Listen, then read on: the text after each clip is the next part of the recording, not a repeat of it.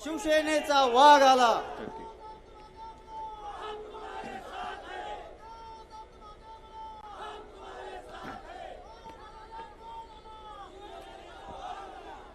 जमलेल्या माझ्या तमाम महाराष्ट्रप्रेमी बांधवांनो, भगिनींनो आणि मातांनो, आहोत ना रे सगळे आपण महाराष्ट्रप्रेमी, हो की नाही? जरा जोरात बोला. मला कल्पना आहे की जरा दुपारची वेळ झाले, जेवणा खाण्याचा काय पत्ता नाहीये आणि आपण म्हणजे काय मिंदे नाहीत. जेवणाची सोय केले, सगळी खाण्यापिण्याची सोय केले, लोक जमतात त्यांच्याकडे, जेवतात बिवतात मस्त आणि त्यांचं रेखणं सुरू झालं का निघून जातात.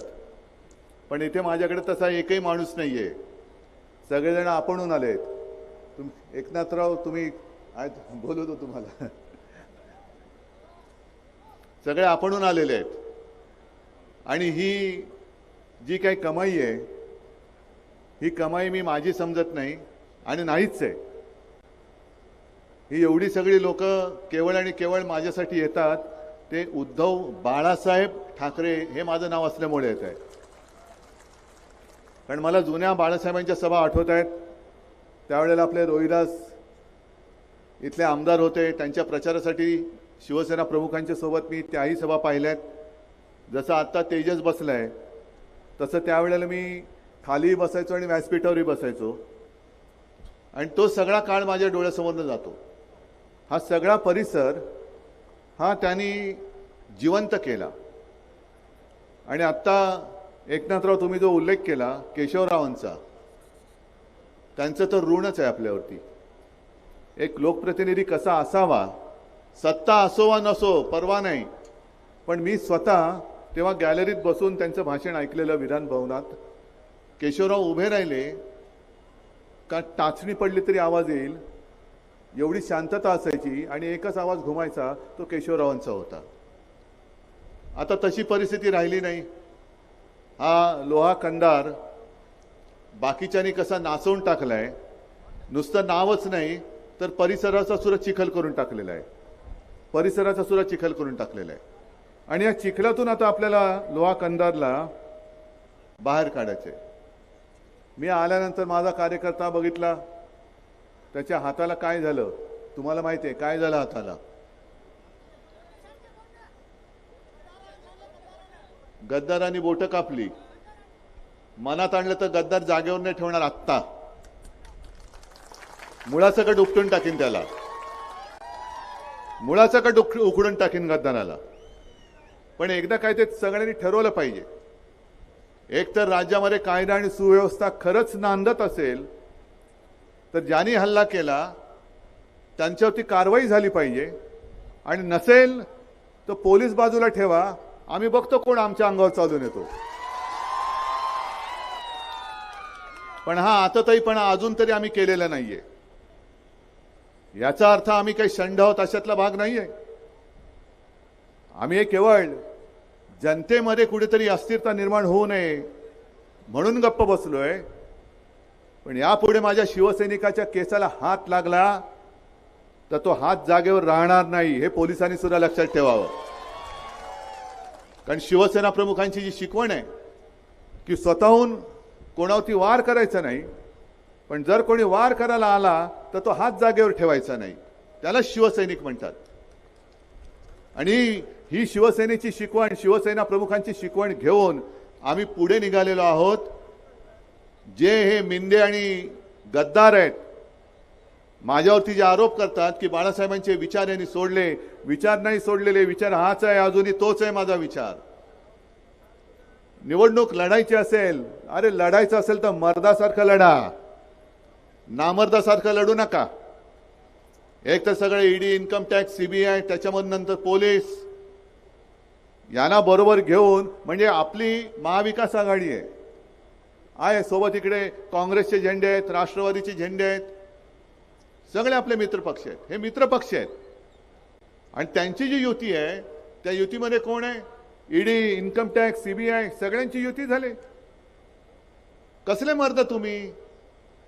आमच्या शिवसैनिकांना छळायचं, त्यांच्यावरती केसेस टाकायच्या. माझ्या पदाधिकाऱ्यांना तडीपार करायचं. अरे या 20 तारखेला अख्खा महाराष्ट्र तुम्हाला तिघांनाही तडीपार करून टाकणारे, महाराष्ट्रातून गेट आउट, चले जाओ. या तडीपाऱ्या नुसत्या माझ्या कार्यकर्त्यांवरती लावू नका. उद्याचं सरकार आहे आमचं असणार आहे, पोलीस यंत्रणा सुद्धा आमच्याकडेच असणार आहे. आणि जर मग ती यंत्रणा आम्ही तुमच्या मागे लावली तर सुरतेला सुद्धा तुम्हाला पलटा येणार नाही. एकदा जाऊन ढोकळा खाऊन आलेला आहात. यावेळेला पहिला सुरतेचा काय, सगळेच रस्ते बंद करून टाकीन तुमचे मी. आम्ही दया दाखवली याचा अर्थ आम्ही काही नामर्दावत अशातला भाग नाही. निवडणूक एक तर लढायची, मी म्हटलं तसं मर्दासारखं मैदानात या, पण सगळी यंत्रणा वापरायची. आता सुद्धा मला एकनाथ पवारांनी चिठ्ठी दिली की एकनाथ पवार नावाचा आणखीन एक डमी माणूस तू निर्माण केलेला आहे. अहो यांचं सगळंच डमी आहे. शिवसेना सुद्धा चोरली. मला वाटत होतं की माझ्या पक्षाचं नाव चोरलं, माझ्या वडिलांचा फोटो चोरला, निशाणी चोरली, पण एकनाथ पवार नाव सुद्धा चोरलं. आणि या चोरांच्या हातामध्ये तुम्ही तुमचं आयुष्य देणार आहात, गद्दारांच्या हातात देणार आहात, भ्रष्टाचारांच्या हातात देणार आहात. आज इथले खासदार मला आता तेच सांगत होते की साहेब, लातूरमध्ये शिवसैनिकांनी खूप मेहनत केली, नांदेडमध्ये सुद्धा केली. मला आज वसंतरावांची सुद्धा आठवण येते, कारण वसंतरावांची आणि माझी भेट तशी जास्त काळ अशी नव्हती झाली. मी इथे आलो होतो हिंगोलीमध्ये, तेव्हा वसंतरावांनी मला विचारलं सभा मिळेल का. म्हटलं सभा देणं कठीण आहे, आपण पाहिजे तर प्रेस कॉन्फरन्स घेऊ. मला म्हणाले काय हरकत नाही. आले, प्रेस कॉन्फरन्स घेतली. मी म्हटलं काय वसंतराव कसं, ते नाही साहेब 100% सीट येणार. आणि खरंच सीट आली. दुर्दैव आपलं असं की आपल्यातनं ते गेले, पण त्यांचा आता वारसदार आपल्याला निवडून द्यायचा आहे, नक्कीच द्यायचा आहे. पलीकडच्या मतदारसंघात असलो तरी मी सांगतोय, कारण ह्यालाच तर आघाडी म्हणतात, आघाडीचा धर्म म्हणतात तो हाच आहे. जसं आम्ही लातूरमध्ये काँग्रेसचं काम केलं, नांदेडमध्ये केलं, तसं आता काँग्रेस आणि राष्ट्रवादीने सुद्धा जिथे जिथे मशाल आहे तिथे माझे मशालीचे उमेदवार तुम्ही निवडून द्या, आम्ही तुमचे आणून देतो. कारण तुझं माझं जर का खेचाखिची करत बसलो तर पुन्हा हे नतद्रष्टा आपल्या डोक्यावरती बसतील. आणि मग हे पुन्हा एकदा बसले का महाराष्ट्र संपूर्णपणे वाट लागणार. जी परिस्थिती आज एकनाथराव तुम्ही सांगितले की लोहा कंदारमध्ये अजूनही रस्ते नाहीत, पाणी नाही. पाणी नाहीच आहे, पण नुसतं चिखलीकर आहे, नुसतं चिखल होतोय, बिन पाण्याचा चिखल. अरे पाणी दे ना पहिल्यांदी, नाही तर तुझ्या आता आयुष्याचा चिखल करतो आम्ही, तुझ्या आयुष्याचा करतो. एकदा तर पाडलाच आहे, म्हणजे ही आता पडझड सुरू झाली त्यांची. आता जिथे उभे राहतील तिकडे त्यांना पाडा. लोकसभेला उभे राहिले पाडलेत, विधानसभेला राहिलेत पाडा, ग्रामपंचायतीला उभे राहिले पाडा, सोसायटीच्या उमेदवारी. आता कारण काय, एकदा ती खास सुटली ना खुर्चीची, की खुर्ची नसली की खास सुटते. कुठली तरी खुर्ची पाहिजे, हे बस झालं आता. आज ज्या विश्वासाने आजपर्यंत तुम्हाला या माता भगिनींनी आणि सगळ्यांनी नेतृत्व दिलं, शिवसेनेकडे सुद्धा आले होते. मला म्हणाले साहेब बघा मी जिथे जातो तिकडे निष्ठेने राहतो. म्हटलं ते बरोबर आहे, किती काळ राहता, म्हणजे जिथे राहता तिकडे निष्ठेने, पण काळ किती. नाही आता मरेपर्यंत मी शिवसेनेत. मला कळलं नाही कधी गेले म्हणजे शिवसेनेतून. ही अशी माणसं आपलं आयुष्य नासवत आहेत आणि आपण पुन्हा पुन्हा ते मतं मागतायत आणि आपण त्यांना देतोय. हे आता तुम्ही तरी थांबवलं पाहिजे. झालं आता जेमतेम काही दिवस राहिलेले आहेत. आता मोदी आणि अमित शहा पण यायला लागलेले आहेत. त्यांना आता आठवलं की महाराष्ट्र नावाचं एक राज्य आहे आणि तिकडे निवडणूक होत असते, मतही तिथे सुद्धा लोकांना आहेत, हे आता त्यांना आठवलं. नाहीतर महाराष्ट्र हे राज्य आहे आणि ते महाराष्ट्र लुटण्यासाठी आहे असं मोदी शहाना वाटत होतं. लुटा, सगळं लुटा, अरे क्या करना है, क्या चाहिए, अमुक अमुक क्या चाहिए, एयरबस जाओ महाराष्ट्र में लेके आओ. सगळे महाराष्ट्राचे उद्योग तुम्ही लुटून गुजरातला नेतात आणि आता निर्लज्जपणाने महाराष्ट्राची मतं मागतात तुम्ही. तुम्हाला काय वाटतं तुम्ही काही केलं तरी चालेल आणि महाराष्ट्र आपला केविलवाणा तुम्हाला मत देईल? ही लढाई आहे, ती लढाई केवळ उद्धव ठाकरेची नाही, शिवसेनेची नाही आहे. सत्ता पाहिजे आपल्याला, सरकार आणायचं आपल्याला. पण सरकार केवळ माझ्यासाठी नाही आणायचं, सरकार केवळ पवार साहेब किंवा राहुल गांधींसाठी नाही आणायचं. हे सरकार हे तुमच्यासाठी आणायचं आहे, हे तुमच्यासाठी आणायचं.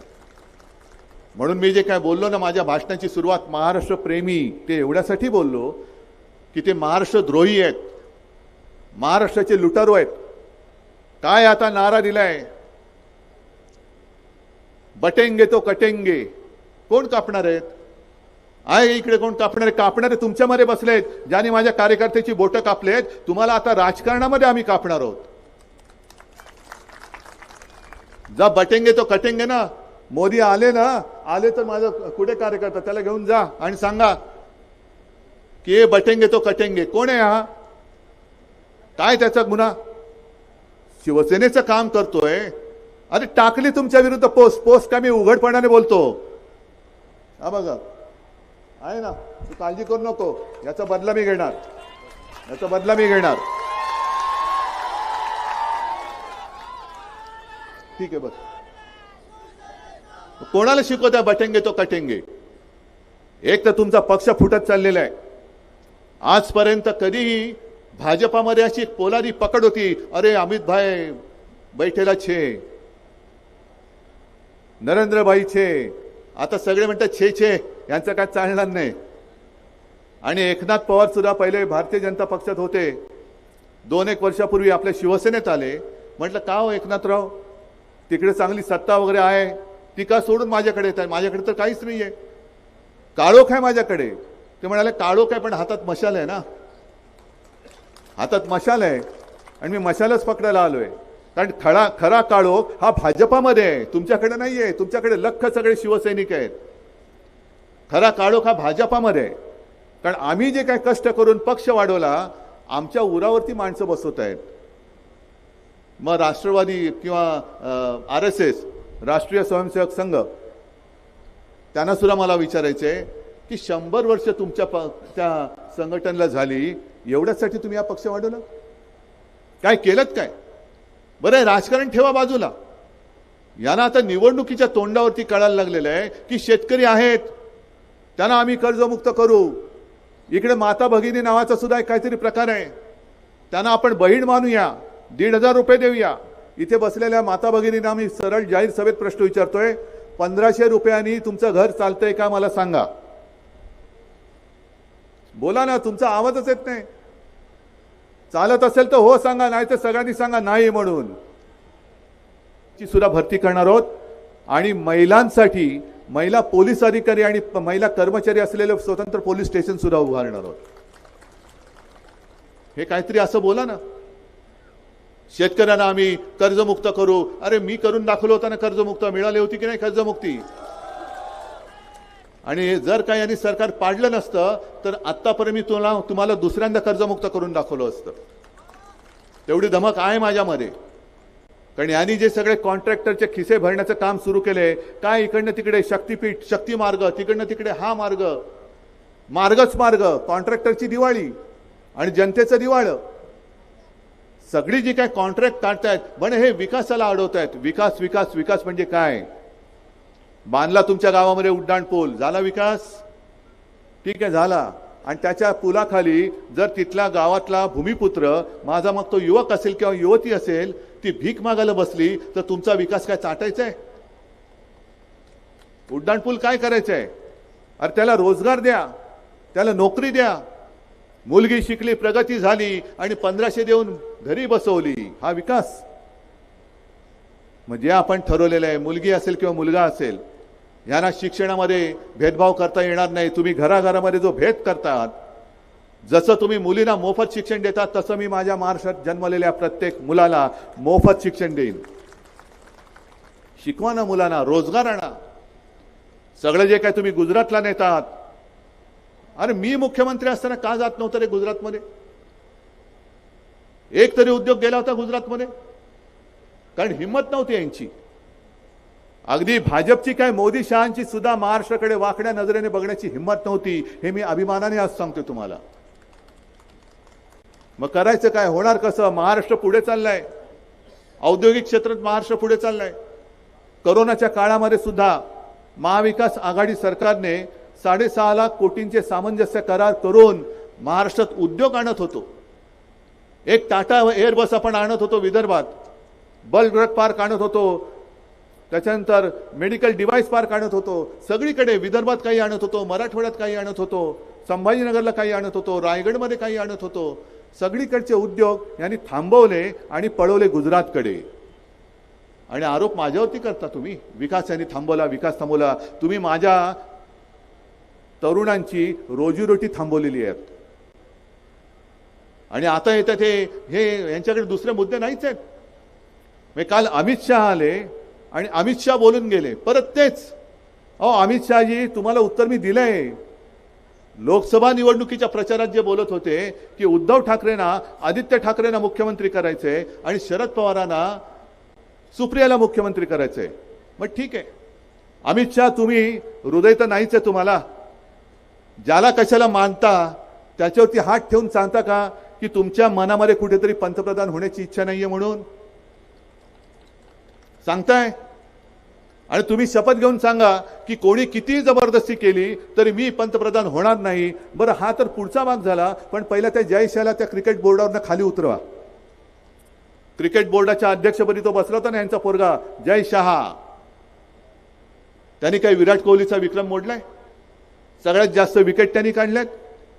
मग तो जसा तुमचा बसलाय एका फोनवरनं, काय कर्तृत्व काय? त्याच्यापेक्षा माझा गावातला तरुण जास्त चांगला क्रिकेट खेळतो. माझं आव्हान आहे, जय शहानी इकडे लोहा कंदारला यावं आणि माझ्या या कोणत्याही तरुणाबरोबर त्यांनी बॉलिंग फेस करून दाखवावी किंवा इथल्या बॅट्समनची त्यांनी विकेट काढून दाखवायची. आहे तयार? आव्हान स्वीकारताय? माझं जाहीर आव्हान आहे. बाकी तर विराट कोहली वगैरे सोडून द्या, पण माझ्या साध्या इथल्या गावकऱ्याही तरुणाबरोबर त्यांनी क्रिकेट खेळून दाखवावं. तर मी मानेन की अरे हा केवळ मुंबई, केवळ भारताचंच नाही तर जगाचंच नाही, आणखीन पृथ्वीवर शिवाय गुरु बुध शुक्र आणखीन कुठे कुठे क्रिकेट क्लब असतील त्याचा सगळ्याचा अध्यक्ष जयशाला करा. चला, तयारी माझी. पण स्वतःचं ठेवायचं झाकून आणि आमचं पाहायचं वाकून. अमित शहाजी, जरा मुद्द्याचं बोला, कामाचं बोला. काय तुम्ही आजपर्यंत 10 वर्षामध्ये थापांशिवाय दिलेलं काय? मोदी काल आले होते धुळ्यामध्ये, चांगली सुरुवात केली, कारण महाराष्ट्र त्यांना धुळच चालणार आहे यावेळेला, म्हणून धुळ्यातून सुरुवात केली. आणि त्यांनी आपल्यावर टीका केली की महाविकास आघाडीच्या गाडीला चाकं पण नाहीत आणि ब्रेक पण नाहीयेत. मोदीजी, आमचं सोडून द्या. आमच्याकडे काय काय आणि काय काय नाही हे जनता ठरवेल. हेच आमचं सगळं काही आहे. ही माझी जनता, हेच माझं सगळं काही आहे. पण मोदीजी, तुमच्या गाडीला भ्रष्टाचारांची जी काही चाकं लागलेत ती पहिली बघा. अजित पवार बसवलाय, आपल्या बाजूचे घेतलेत, आणखीन कोण कोण घेतलेत, ज्यांच्यावरती सर्व भ्रष्टाचाराचे आरोप केले ते सगळे भ्रष्टाचारी प्रफुल्ल पटेल सह जो दाऊदच्या माणसाबरोबर ज्यांनी व्यवहार केला हे मोदीजीच बोलले होते. इक्बाल मिर्ची बरोबर. तो तुमच्याकडे आल्यानंतर मिरची गोड झाली. आमच्याकडे होते तर मिरचीचा ठसका लागत होता. आणि प्रफुल्ल पटेल भाजप सोबत गेले तर मिरची गोड झाली लगेच. काय मिरचीचा काय मोरंबा करताय तुम्ही? म्हणजे आमच्याकडे आहेत ते सगळे भ्रष्ट, आमच्याकडे आहेत ते सगळे गुंड, पण तुमच्याकडे आले तर मात्र सगळे साधू संत झाले. आणि आज मी तुम्हाला सगळ्यांना सांगतोय, तुम्ही सुद्धा लोहा कंदार मतदारसंघ आणि त्याच्यानंतर पूर्ण महाराष्ट्रातला मतदारसंघ बघा. भारतीय जनता पक्षाच्या आणि मिंद्याच्या काय आणखीन कोणाच्या सगळ्यांच्या पोस्टरवरती हिंदू हृदय सम्राट शिवसेना प्रमुख बाळासाहेब ठाकरेंचा फोटो आहे की नाही बघा. म्हणजे एक वेळ भाजपच्या पोस्टरवरती मोदींचा फोटो नसेल, अमित शहांचा तर असणंच शक्य नाही, पण बाळासाहेबांचा फोटो आहे. कारण महाराष्ट्रामध्ये आता मोदी गॅरंटी चालत नाही, नासकी सडकी गळकी पडकी गॅरंटी चालत नाही. इकडे चालते ती फक्त बाळासाहेबांची ठाकरे गॅरंटी चालते. हे भाजपचं सुद्धा आता लक्षात आलेलं आहे आणि तीच गॅरंटी घेऊन मी आलेलो आहे.